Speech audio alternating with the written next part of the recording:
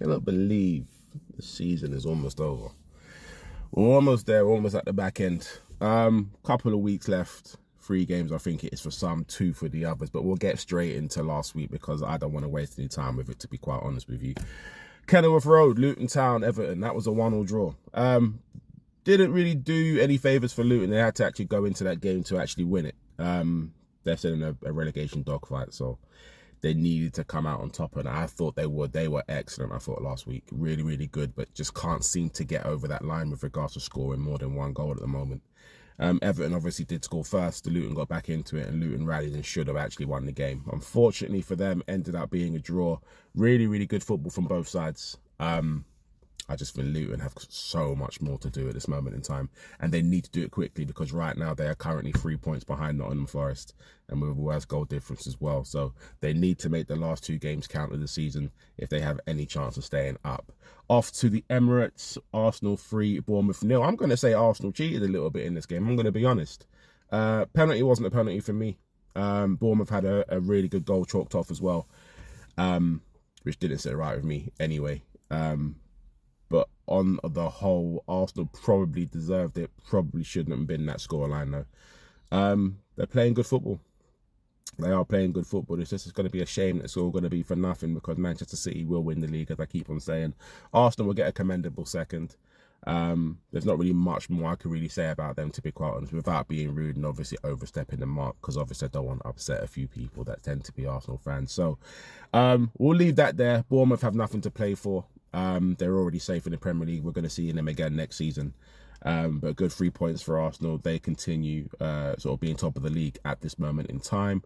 Brentford 0, Fulham 0. Done exactly what it says in the tin. I actually thought Brentford would run out winners on this one in the West London derby. Nothing happened. It was literally the typical game you get where 2 teams that don't have anything to play for literally played like they had nothing to play for, and that's literally all it was. That was from the G-Tech Stadium. Brentford 0, Fulham 0. Burnley 1, Newcastle 4. This is from Turf Moor. Bit of a shock result, this one. Both teams went into this in really, really good form. And Newcastle showed Burnley why they could be going down. Burnley had a really, really good run of form. I think they were unbeaten in 8. And Newcastle went there and just absolutely put them in a blender. Ransacked them from start to finish. Newcastle were absolutely excellent. Still in the hunt for a European place, and I think they'll get it.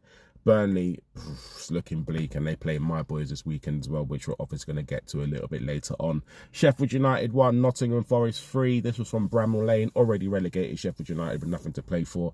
Nottingham Forest still, as I said before, up above Luton by 3 points with a better goal difference.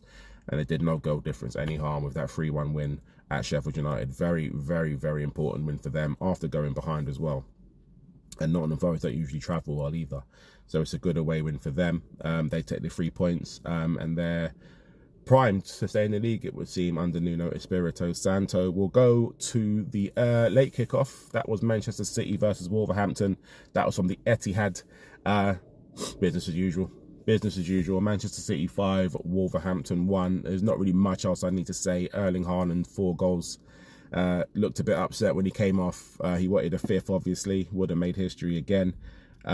But I understand why, obviously, Pep took him off, wanting to save him and preserve him for the games they've got upcoming. Manchester City were just on another planet. And they do that. They're really, really good with their transitions as well. Wolverhampton, again, another one of those teams with not much to play for at the moment. Manchester City obviously going for the league title, where they will be top if they win their game over the weekend, which we'll get into a bit later on.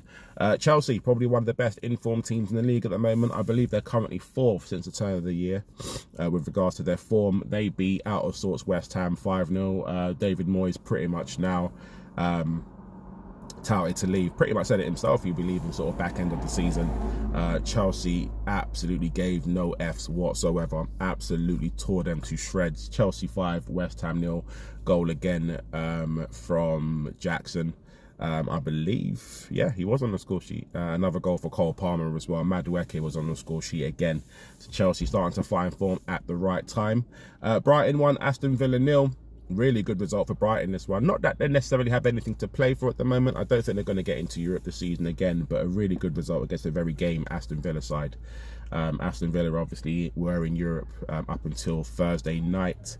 Haven't really been well, actually, of Aston Villa after the European games, to be quite honest, and it's showing. The team are starting to slow down ever so slightly. I still think Aston Villa will probably now get the top 4 ahead of us because we've been so poor. That was on the MX, by the way, Brighton versus Aston Villa. Speaking of very poor, we'll go into my team. We are very terrible to watch at the moment. We went to Anfield, not really much confidence that we were going to get a result, but we didn't expect a result like this. It was Liverpool 4, Tottenham 2.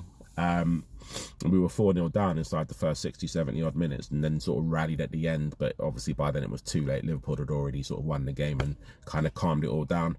But Ange Postecoglou has said that there will be very big changes in the summer. I hope he does, because obviously some of this team need to be sold. Some of this team need to be ripped up.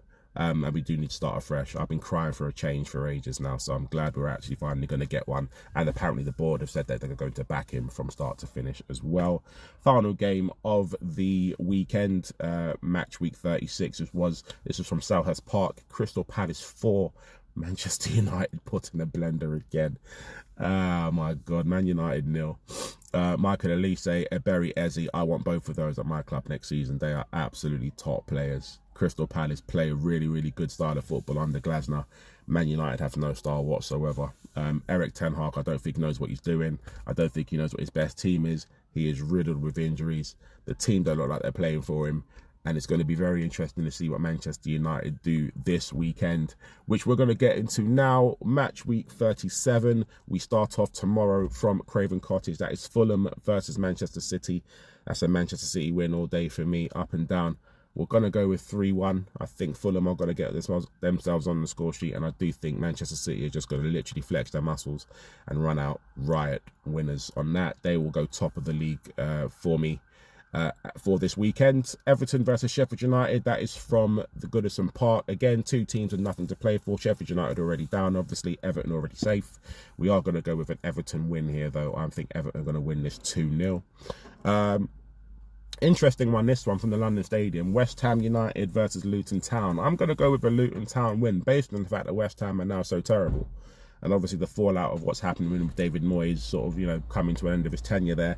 Luton's still got everything to play for and can still be safe. I've got to go for a Luton Town win, and it's going to be a 2-1 win for me there for them. Bournemouth versus Brentford from the Vitality Stadium. Reeks of a draw, this one, to be fair. Brentford, again, not really much to play for.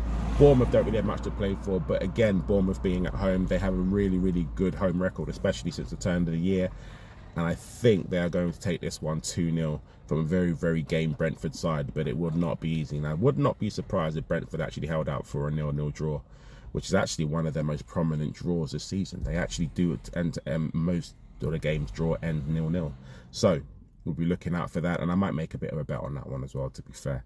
Wolverhampton versus Crystal Palace. That was from Molyneux. Oh, tough one, this one. Crystal Palace win, just based on the fact that Eze and Ibera are such good form, and they have a really good start at the moment, Crystal Palace, from obviously transitioning from defence straight up to attack really quick. I do like the way that they play their football. Wolverhampton haven't been on it for the past few weeks, and I think their slump is going to continue. I'm going to go with a Crystal Palace away win. We're going to say 2-1 on that one. Tottenham versus Burnley. I should be more confident about this one, to be honest. This is from the Tottenham Hotspur Stadium. We haven't had a 3 o'clock kickoff in forever. Burnley need the points. We're not going to make Champions League football. We are going to make the top 5, though, for Europa League. Still work to do. We haven't been good these past few weeks. I think Ange has to change a couple of things. I'm going to go with a Tottenham win, but don't be surprised if Burnley do pick up a result here. Newcastle versus Brighton. It's from St James's Park. We are going to go with a Newcastle win. I'm going to go 2-0 there. Nottingham Forest versus Chelsea. That is a tight one, and I do think Chelsea will run out winners there. I'm going to go with a 2-1 win to Chelsea, even though I know Nottingham Forest need the points also. Manchester United versus Arsenal is the big one this weekend. From Old Trafford, I need a win for Man United. I just don't see them getting it. Arsenal, unfortunately, are going to go there, and I think they'll do it 1-0. Aston Villa versus Liverpool. That is from Villa Park. Liverpool, I think, will take this because of Aston Villa's exploits in Europe. And there is one more game, obviously, on the Tuesday, which we will go into. I'll make a new video for that on the Sunday, most likely. But enjoy your weekend. Try to enjoy the football. And I'll speak to you guys really, really soon.